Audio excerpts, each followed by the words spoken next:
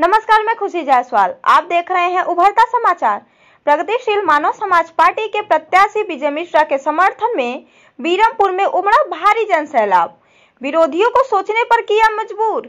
ज्ञानपुर विधानसभा 393 के प्रत्याशी विजय मिश्रा के समर्थन आज दिन बुधवार को एक कार्यकर्ता सम्मेलन का आयोजन किया गया था, जिसमें विधानसभा के हजारों कार्यकर्ताओं के जनसैलाब को देखकर विरोधियों को सोचने पर मजबूर कर दिया।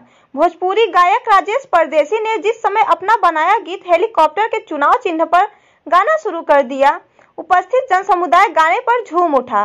पूरा माहौल विजय मिश्रा जिंदाबाद के गगनभेदी नारों से गूंज उठा। रामलली मिश्रा ने अपने आंचल को फैलाकर सिंदूर की दुहाई देते हुए लोगों से आने वाले 7 मार्च को घर घर से निकलकर अपने पक्ष में वोट देने की अपील किया। आप देख रहे हैं हमारे संवाददाता अनीस अख्तर की रिपोर्ट।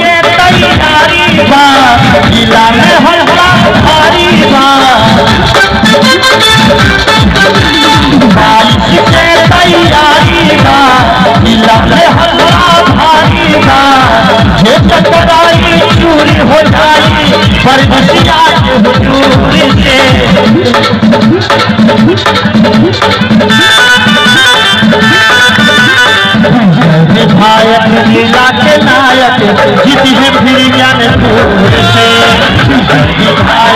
लीला के